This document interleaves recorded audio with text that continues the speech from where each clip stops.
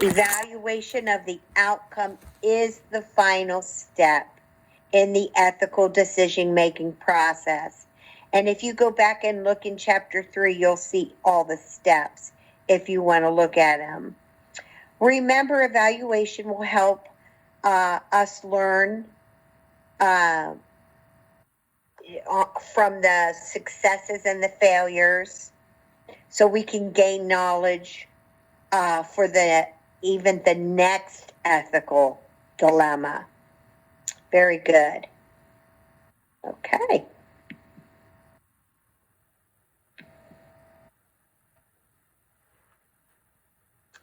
All right, this is a cultural question, chapter 4. So if you're preparing to teach a patient of the Asian culture to perform post-operative dressing change at home, which statement made by the nurse indicates cultural competence? Is it Asian people are smart, so this should be easy for them? Will you tell me about any traditional healing practices that you would like to use? American surgeons are highly qualified. I'm sure you will heal quickly. Tell me how you feel about your surgery. Which one of those is an example of you being culturally competent? Do you have any, I forgot all the words. Yes. Will you tell me about any traditional healing practices that you might like us to use? Absolutely. That's being sensitive, using their cultural beliefs. And so when you yourself is showing cultural competence, you are showing knowledge and skill that makes you be more of an effective nurse when you're giving care. And what you just did by asking that question showed cultural competence. Excellent. Very good. And when you say Asian people are smart, you shouldn't have any trouble with this, that's stereotyping. When you say an American surgeon's highly qualified, that's kind of like ethnocentrism, where you believe that your way is the right way. Your doctors, American doctors, are the right doctors. No other doctors. Okay, so that's not so good. When you say, tell me how you feel about your surgery, well, this is an assessment designed to elicit the patient's emotional reaction to the surgery. So it doesn't really have anything to do with cultural competence. Do you guys see that? So it's kind of off topic. So remember, when I teach you guys NCLEX, and I want you to follow the topic, your topic is cultural competence. Which statement shows cultural competence? The last one where it says, tell me how you feel about your surgery, that is off the topic. That has nothing to do with cultural competence. That's eliciting feelings, emotions. Does that make sense?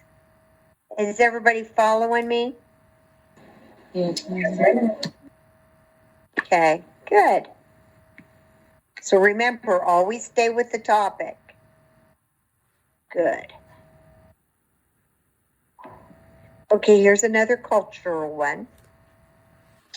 Now you have this patient who maybe has come into the emergency room, but tied to their right wrist is an emblem, and it looks like a religious talisman emblem.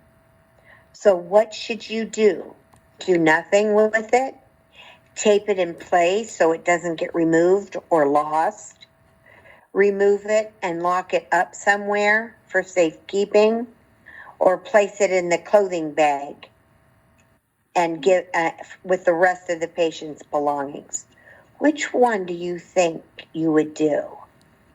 The second one? And do you remember what that is? Just leave it on the patient, I think. Yeah, tape it. Is that the one you mean? Tape it in place, prevent it from getting removed or lost? Is Yeah. that the one you're thinking? That's absolutely right. You don't want to remove that from the patient. That is very important to them. If they have that around their wrist, that needs to stay there. It's a very spiritual and religious meaning to them. And without it, they could really not be very well, if you know what I mean. Not tolerate that very well. So don't remove it. Don't put it somewhere else. Just tape it in place. Keep it there. Make sense? Well, I have a question. Uh-huh. Is this, what if it has metal in it and they can't go into Yeah, if there's something wrong with it, like, yeah, if they're going to have an MRI, yeah, you have to remove it. Okay. And, you know, there's nothing more you can do about that. Anything like that, if it's going to harm the patient, there's nothing we can do. Right. But Okay. if there's nothing about that, you let them have that. It's very important to them. Very good question. Good job. Okay. So, if you have, let's say about a 43-year-old Arab patient admitted to the hospital, and it's a woman, and, you know, to comply with state laws, you're supposed to offer the patient a pap smear. Okay? Now she refuses. What action are you going to take first? Okay? Are you going to explain the rationale for the benefits of this test? Are you going to report the refusal? Are you going to notify the doctor? Are you going to tell her it's the state law and you have no choice? What one do you think is the best? Explain the benefit of it. Yeah, very good. You're going to explain the rationale for and the benefits of the test. So a pap smear can provide important health information. That's why we do it. And, you know, you might go on to explain more. And the patient may refuse it. Now, she may be refusing because she doesn't understand what it is. And once you explain it, she may say, okay, yeah, go ahead. I want you to do it. Or she still may refuse it. But at least you did that. You explained the rationale.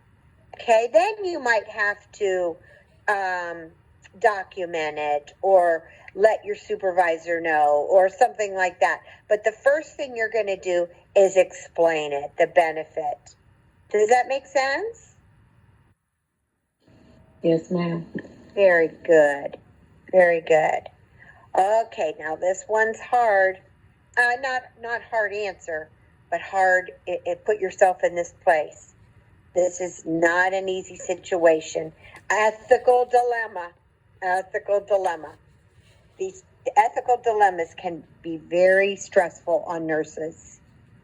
So you have a Jehovah's Witness patient, and they're having severe GI bleeding, and they have a dangerously low hemoglobin. So in other words, you know what that means. They could die. Okay? Now the patient at this time is fully alert and competent, and the patient's refusing the blood transfusion because of their belief. Okay? What action are you going to do? Are you going to obtain a court order to give the blood? Are you going to ensure the patient understands the consequences and then respect their wishes? Are you going to administer the blood while the patient is sleeping? Are you going to have the patient's spouse sign to consent for the blood? Ensure that the same the consequences. Yes. Very good. Very good. Excellent. Yeah, you got to just talk to them and say, okay, I just need to go over to make sure you understand the consequences of this decision. Without this blood, you very well may die. Okay? And then you're going to end up listening to him and respecting to him or her wishes. Yep. Now, when I say this, that doesn't mean that there are not going to be situations that they end up taking to court. You know, so, but for this, that's what the NCLEX is looking that you know. Does that make sense? Yes, ma'am. Yes. Very good. And it's a very hard situation to be in. I was in that once, a while back when I worked on the med-surg floor. It's very sad. It's very sad. So, Ms. McBride, yes. what do they do in the case for children? Well, that's a whole different thing because a child isn't able to make that decision. So it's their guardian who makes the decision. And, you know, that kind of changes the whole thing. I don't know, you know, again, it could be taken to court, you know, whole different scenario. Yeah. I have family members that are Jehovah's Witnesses. They're pretty adamant of not getting blood, so Yes. it's really hard.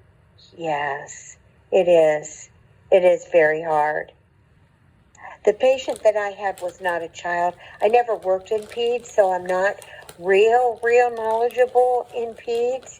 I just know from school and, you know, getting my master's and all that you still have to follow their wishes, the guardian's wishes. But again, it may go further than that. So it's very hard. Okay.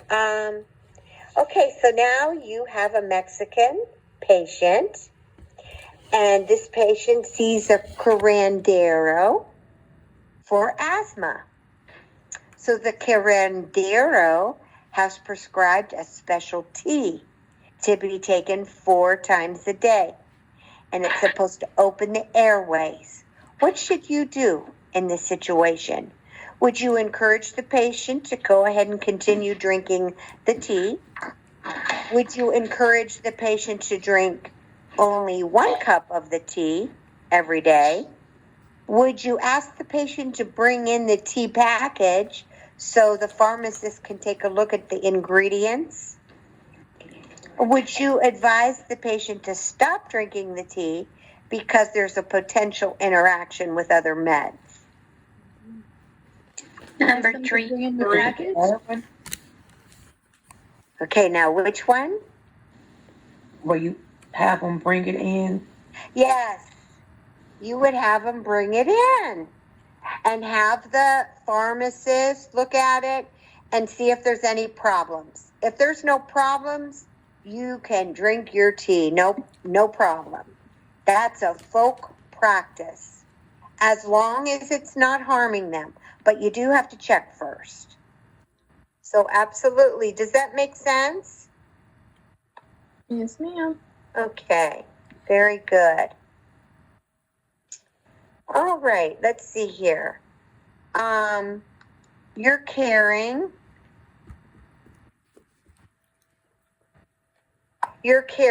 for a young adult male patient who refuses personal care from a female nursing assistant. What would you do? Would you have a registered nurse help with his personal care? Would you assign a male assistant to help with his personal care if one is available? Would you explain to him that males and females take care of both genders in this hospital and force him to have a female nursing assistant? Would you encourage the patient's family to talk to him about his care? Would you offer the male? Get a male. Yes, you would. Very good. Yeah, get a male if at all possible. There's different cultures, even different generations have gender preferral with especially personal hygiene care. Very good. Does everybody understand that? Yes. Good. Good. Has any of you ever been in that kind of situation?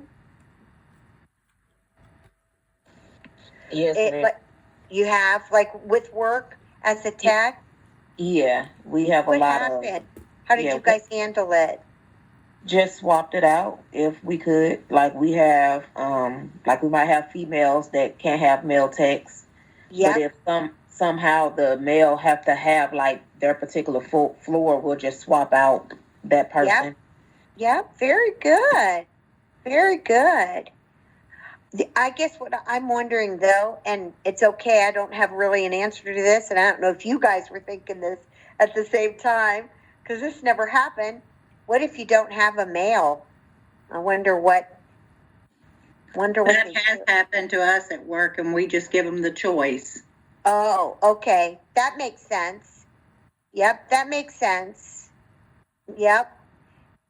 Wow. Okay. All right. Very good. Thank you. All right, guys. You are providing medication instructions to, let's say a 40-year-old American Indian patient. Okay. Now, this patient will not or does not maintain eye contact with you. What does that behavior indicate? Does anybody know?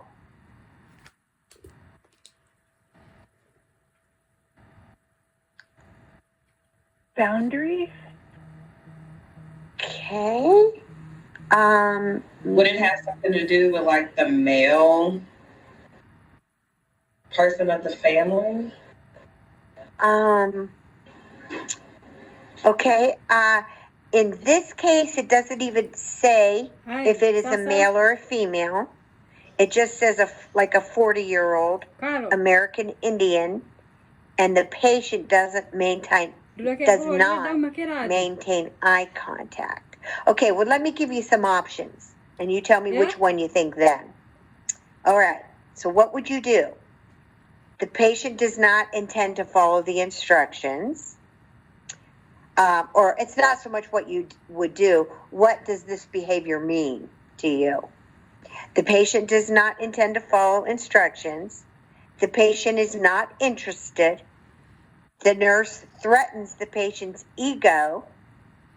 The nurse is in a hierarchical position. Number 4. Position. Yes. Yes, they do that out of respect because you as a nurse are in a hierarchical position in their culture. You are a leader. Leaders are above. They are high thought of, way up there. And as a nurse, you're a leader. So if you see that happen, like with American Indian patients, that's why. It's out of respect because you're in a hierarchical position. Does that make sense? Yes, ma'am. And for them to look at you in the eye, that's disrespect. Do you know what animal does that? What animal can do that? Dogs. Doggies. Yeah, and Doggies do that, yeah. I don't know about kitty cats, but doggies do that. Actually, you're not supposed to stare into a dog's eyes unless, now, I can with Layla. She might not like it. She kind of gets uncomfortable. She starts like moving her little head, like, what is she doing? But she won't do anything. But boy, if you don't know the dog, be careful. Right? Okay. Does that make sense to everybody? Yeah, when I learned that about this not staring at them, like Yeah. they're a lot more approachable if you don't stare at them. To You are so right. Doggies are very much more approachable if you don't stare at them. Yep, absolutely. Yep. Okay. Now you're caring for a Spanish patient. Boy, you just got everybody today. All right. Now this one is in pain. This patient's in pain. And he or she doesn't speak English. So you have an interpreter. You located an interpreter to help. So what would you do to facilitate the communication then with this patient? Would you use hand signals? Would you use only the physical exam data and don't rely on any verbal communication? Would you ensure the interpreter is not left alone with the patient? Would you observe both the patient and the interpreter during the conversation? Observe both. Observe both. Yes. Very good. Very good. Now, ensure the interpreter is not left alone with the patient. That's not really,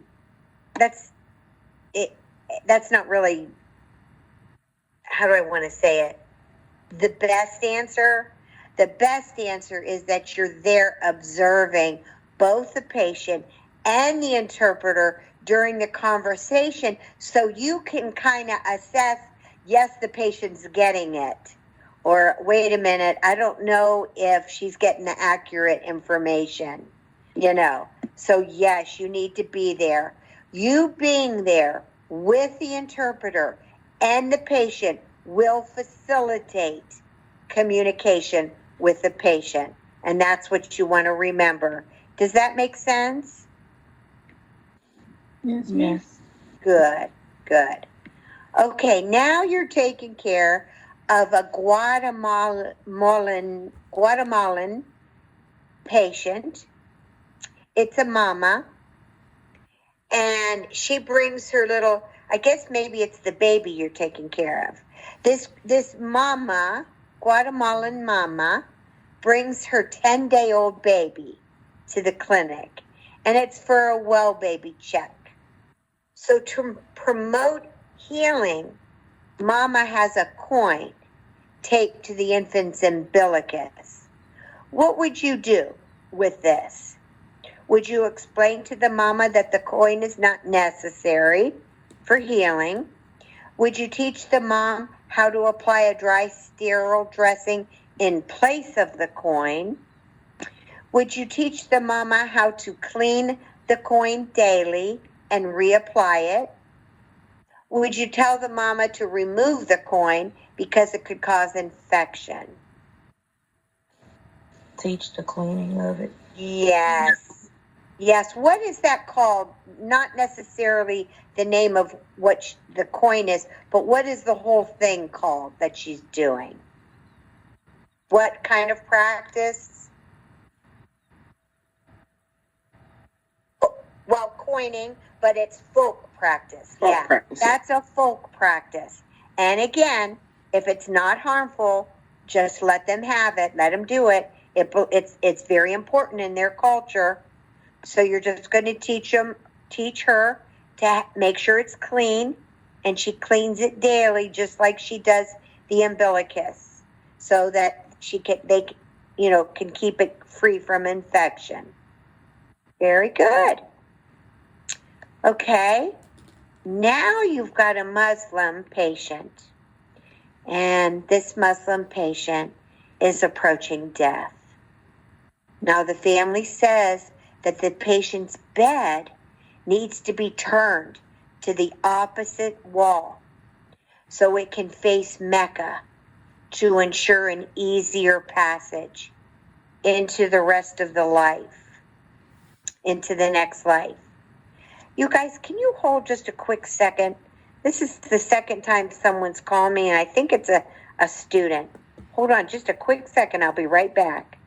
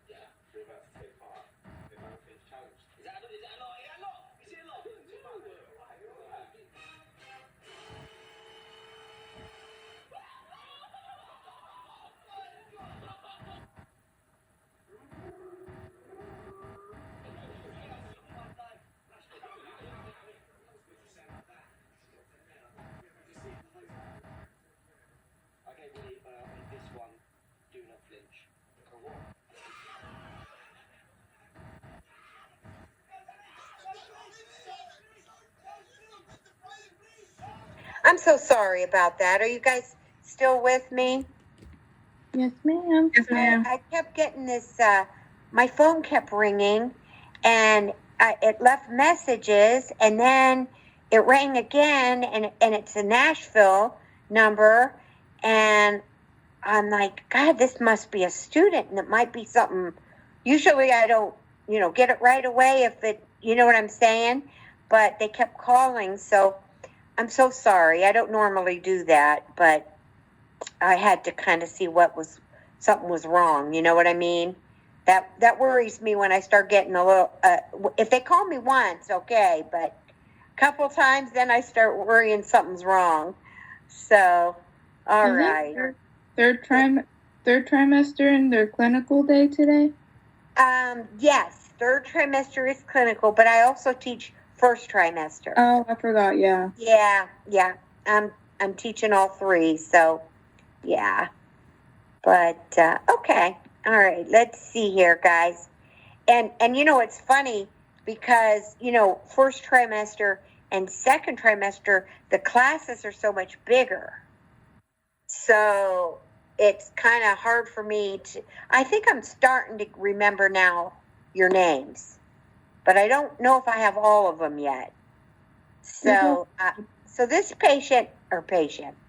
this student, I actually thought it was in second, but here it's first. And I'm thinking, one of you is calling me like, okay, is something wrong? Am I doing something wrong? But so it ended up being a first trimester student. Oh my God, patient. I'm calling you guys patient. Yeah, you are patient. Don't worry. Okay. All right. So, so this older patient who's Muslim is approaching death. Now, the family is requesting to move the bed so it can face a different way, so it can face Mecca to ensure an easier passage to the next life. Well, the wall they want the bed to face has the wall suction and oxygen, which the patient is using. So what is the best action for you? Now picture yourself in this position and you're the nurse. And remember, you're trying to be culturally competent, right? And culturally sensitive. Remember, when you're culturally competent, that includes being culturally sensitive and culturally aware. Those are things that make you culturally competent. Okay? All right. So, are you going to tell them that it's impossible? The tubing's too short. We can't move the bed. Are you going to tell them you will move the bed when the patient is closer to death? Are you going to rearrange the furniture to accommodate the request? Are you going to get permission from the doctor to move the bed? Glory be. You're going to do the third one and make accommodations. That's right. Yes, go get longer tubing, for God's sakes. Do what you need to do. Rearrange that furniture. Absolutely. That. And how do you know that they're not going to die within the next 2 minutes, 5 minutes? You know? Now, I will tell you, yes, as nurses, we do get pretty good, unfortunately, on kind of telling when it's going to be. But hey, everybody's different. And sometimes you don't know when they're going to die. All of a sudden, they take their last breath. Okay? So you don't really know that. So yes, and you do not have to call the doctor to get permission. That is your prerogative as their nurse. You're the one there taking care of them, not that doctor. Does that make sense? Yes, ma'am. Okay, very good. Has anybody had any situation like that before? No? Okay. I had something close to that. I was going to ask you about this situation too. That the wall that the patient wanted to face was had the wall suction, and this is something else on it. So hopefully it wasn't an issue that the bed had to be all the way on the other side of the room. Because aren't you kind of practicing that compromising folk practice to tell them yes, you can move. Okay. Yes. But yeah, get longer tubing too. Okay. Yes, absolutely. It's still got to be able to be safe, and it still has to be able to work. Because, like, you can't have something where somebody's going to come in and trip over because it's going from one side to the other and kind of, unfortunately, yes, that it's got to kind of work, but you may find a way. You may find a way to make that work. You're going to do the best way that you can to make that work. Now, a lot of facilities now, you can take the equipment and move it to the other side because they'll have that same hookup over on the other side, and then you can unhook it and attach it, or there'll already be equipment on the other side that you'll just take the tubing and hook it. So usually there's a way to do that. So yes, very good. Excellent. All right. Okay, so now you can see a lot of this test is culture. Okay. So now you got a patient of Northern European descent, and they're recovering from surgery. Now, the patient denies postoperative pain, but you notice their vital signs are elevated and indicating that they might be in pain. The pulse is high, elevated. The blood pressure is elevated. And the patient is refusing to move in bed. So you're kind of worried that, yes, they are in pain, even though they're denying it. What will you do to ensure their comfort and their timely discharge? Because you and I both know that for patients to heal, when they're in pain, it takes longer to heal because their body's so tense that the circulation doesn't get to the area where they need to heal when it's so tense. Okay? So for you to ensure their comfort and a timely discharge, what will you do? Will you go ahead and give them pain medicine as prescribed? Will you respect the patient's denial of pain and do not encourage the pain medicine? Will you ask the physician to prescribe an analgesic around the clock? Will you explain that the pain medicine will help prevent complications? It's going to be the explain, right? Yeah, you got it right. Good job. Yeah, again, explain.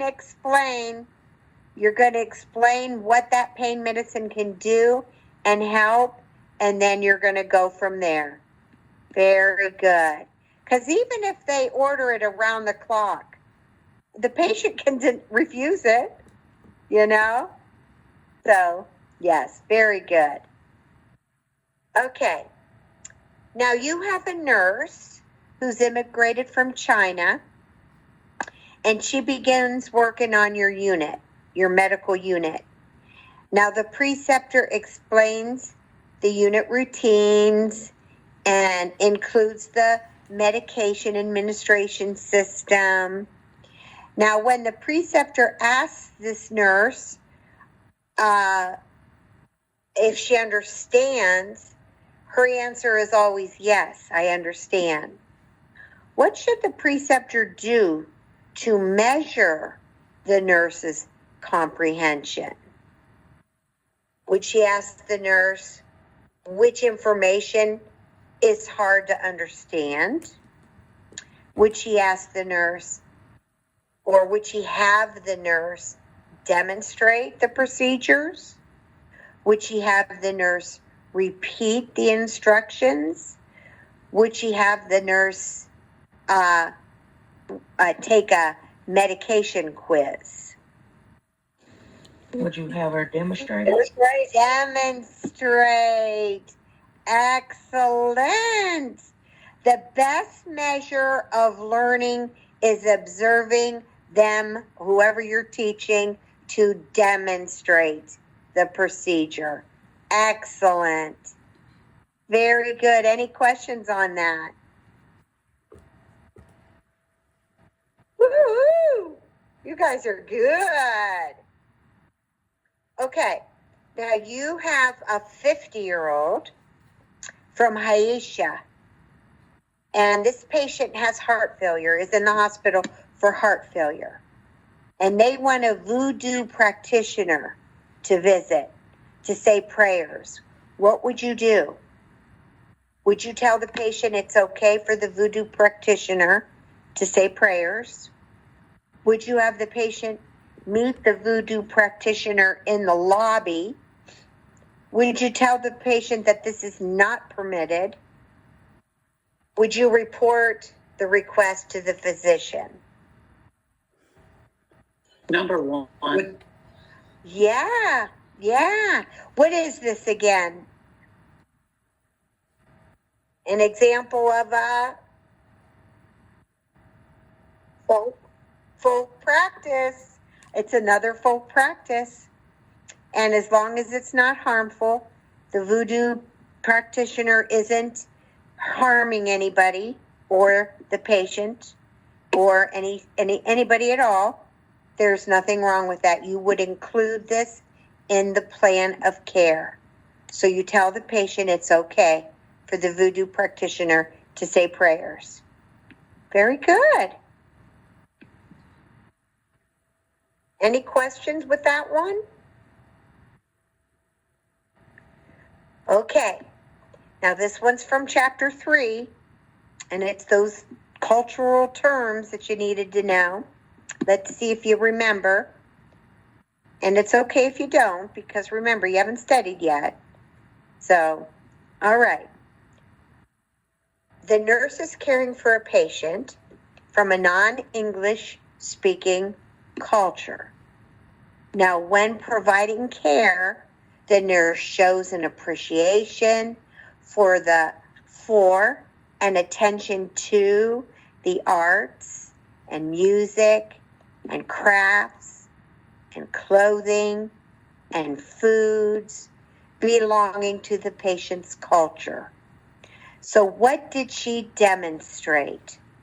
Cultural awareness, cultural competence, cultural sensitivity, cultural beliefs.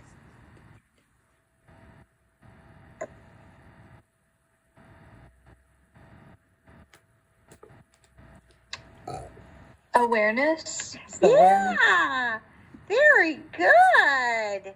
Awareness, because she's focusing on their history, on the appreciation for their arts, their music, their crafts, maybe their ancestry, their celebrations, their foods. Yes, that's showing cultural awareness. Very good. Now, cultural sensitivity is when you're being politically correct. Okay? So, in other words, you're not making statements that are offending another patient. That's being culturally sensitive, that you're not offending another patient's cultural beliefs. And then, of course, cultural competence includes your skills and your knowledge that require you to provide culturally effective nursing care. Does that make sense? Yes, ma'am. Good. All right, what is it when the patient is past oriented? And what behavior did you see that makes you think that they are past oriented? Would it be that they enjoy each day as it comes? That learning from the past to avoid making mistakes now or in the future? Investing in time and money, or worshiping ancestors and maintaining traditions?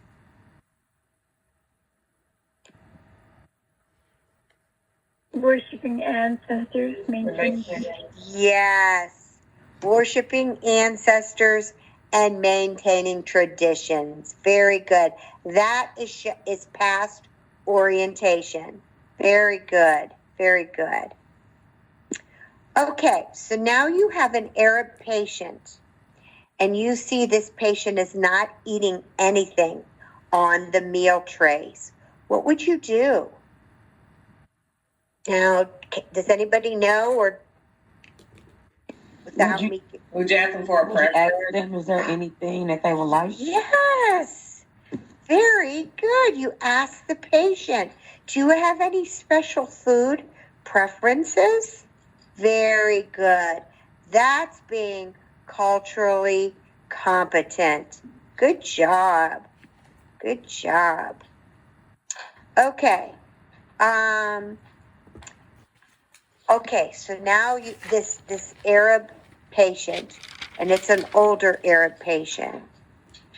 The family doesn't want this patient to be informed of the diagnosis of cancer. What would you do? Would you respect the family's wishes? Would you insist that the family tell the patient? Would you tell the patient anyway? Would you call a religious counselor?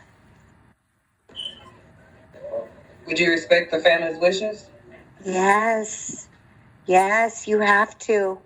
Even though that's might be very hard to do, but you got to remember that some of these patients and their cultures, if you would go and tell that patient, you may harm him or her. Okay? Because that is so against their culture. And that the family knows that. That's why they're not telling them. Okay? So remember, just because you think it's right for the patient to know, because that's the society we live in. that we tell the patients everything. They have a right to know, okay? But remember, medicine, nursing is not black and white. There's gray areas there. And this is a gray area. And you got to remember that. When you're talking cultures, you can't just jump in and throw your culture, your belief, your whatever onto them. Okay? You got to take a minute, take a breath, respect their wishes. Now, that may not be the way it's going to be for the rest of the time. Something could change. But to answer this question correctly, that's what you would do. Does that make sense? Yes. Yes, ma'am. Okay. Very good. How's everybody doing? You guys okay? Let's see, what time is it? I want to make sure we have enough time to finish. Do you need a break till 1?